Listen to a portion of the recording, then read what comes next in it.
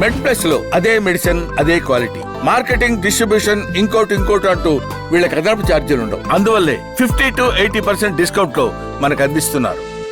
మనకు యాక్చువల్గా ఈ ఐసీయూ అనగానే ఇప్పుడు according to data 30% of deaths అనేది సెప్సిస్తో జరుగుతున్నాయని ఒక అంచనా ఉంది యాక్చువల్గా. సో ఒక్క కామన్ ఇన్ఫెక్షను ప్రాణాంతకంగా ఎప్పుడు మారుతుంది, సో అది మారే క్రమంలో what are the red flags we need to see, whether it is home అంటే ఇంట్లో కావచ్చు లేదా ఆ పేషెంట్ కావచ్చు, ఏం చూసుకుని వెంటనే ఆసుపత్రికి వస్తే ఈ సెప్సిస్ కారణంగా మన మరణాలని నివారించవచ్చు. సెప్సిస్ ఈజ్ బికెమే, ఇప్పుడు మామూలుగా మీరు చూస్తే ఎవరికైనా హార్ట్ అటాక్ అయిందంటే మొత్తం ఫ్యామిలీ అలర్ట్ అయిపోతారు. They will ensure that patient is been taking అంటే getting appropriate care by nearby hospital. అలాగే పక్షపాతం వచ్చి స్ట్రోక్ వచ్చినా, బ్రెయిన్ స్ట్రోక్ వచ్చినా వెళ్తారు. సెప్సిస్ అనేసరికి ఏమవుతుందంటే ఆ సిమ్టమ్స్ కానీ సైన్స్ కానీ స్పెసిఫిక్ లేకపోయేసరికి కొంచెం డిలే అయ్యి మా దగ్గరికి వచ్చేసరికి బాగా లేట్ స్టేజ్లో వస్తాయి. మీరు అన్నట్టు sepsis become one of the leading reason why patients die in ICU. మీరు అడిగిన క్వశ్చన్ ఏంటంటే ఇనికి ఎలాగ మనము ఎర్లీగా డిటెక్ట్ చేయొచ్చు అని. మీరు సెప్సిస్ వర్డ్కి ఫస్ట్ అర్థం చేసుకోవాలి. సెప్సిస్ అంటే ఏంటి? మనం చిన్నప్పుడు వినుంటాం సెప్టిక్ అయిపోయిందిరా అని. సెప్టిక్ అంటే ఏంటి?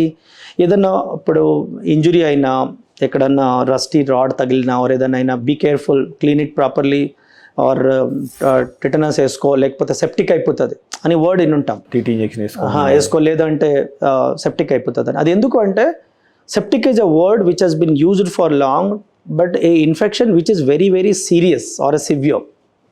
So anike cheste common cold, common urine infection, common fevers, viral illnesses, most of the times they are all self limiting. Ante మనము ఆమెకి మీరు అన్నట్టు యాంటీబయాటిక్స్ కానీ యాంటీవైరల్స్ కానీ మెడికేషన్స్ కానీ ఏమి ఉండవు. Bodies immunity will most of the times take care of it. You just may need a symptomatic home remedies like fever వస్తే పారాసిటమాల్, రెస్ట్, కొంచెం వామ్ బెవరేజెస్ తాగి రెస్ట్ తీసుకుంటే 1 or 2 daysలో తగ్గిపోతాయి. కానీ ఈ ఇన్ఫెక్షన్స్ ఆ లోకల్గా ఆ సిమ్టమ్స్ వరకే ఉండి, లైక్ ఇప్పుడు జలుబు వచ్చింది అనుకోండి, ముక్కు కారుతుంది, దగ్గు అవుతుంది, గొంతుకు నొప్పి అవుతుంది, ఆ సిమ్టమ్స్ వరకే ఉన్నప్పుడు we say it is probably a viral flu, influenza అని.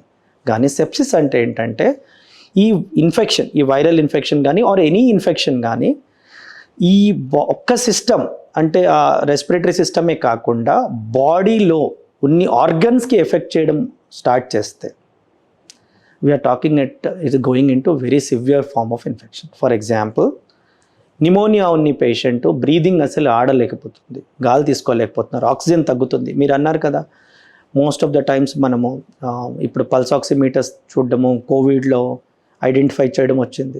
ఆక్సిజన్ చూస్తే ఆక్సిజన్ శాచురేషన్ తగ్గుతున్నాయి, అంటే బాడీలో ఆర్గన్ సిస్టమ్స్ ఎఫెక్ట్ అవుతున్నాయి. అలాగే బ్లడ్ ప్రెషర్ తగ్గుతుంది, బ్లడ్ ప్రెషర్ నార్మల్ కన్నా తగ్గుతుంది. అలాగే స్పృహలో చేంజెస్ వచ్చాయి. ముందు బాగా అలర్ట్గా యాక్టివ్గా ఉండే మనిషి లెథార్జిక్గా డల్ అయ్యి రెస్పాన్స్ తగ్గింది.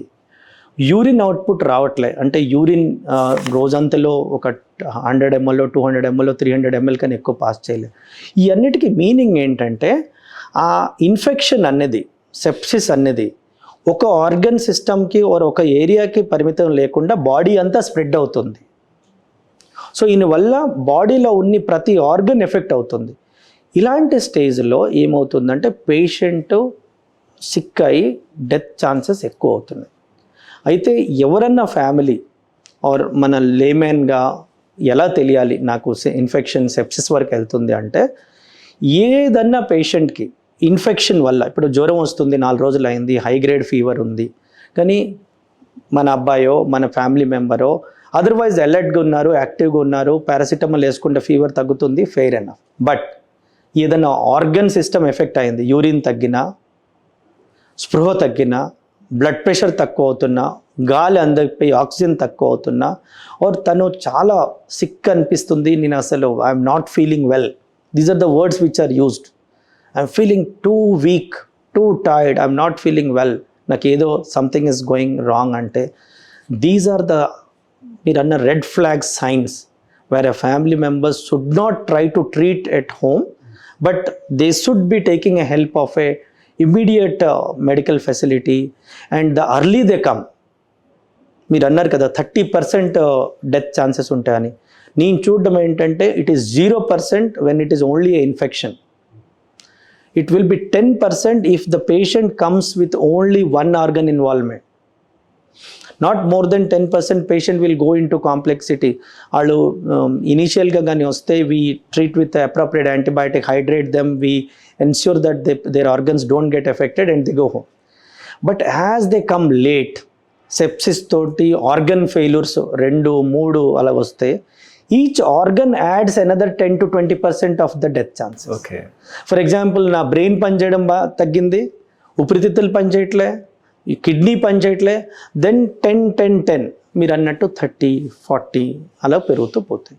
So the key is if your family member got some infection and from that he has not recovering and getting affected more seriously by organs, that is the time where you have to probably take help of a doctor and hospital. అంటే ఇక్కడ organ failures అంటే ఒక organ అయితే 1% chance ఎక్కువ పెరిగితే 2 ఆర్గాన్లు అయినప్పుడు 2% పెరగదు, 4-5% పెరగవచ్చు.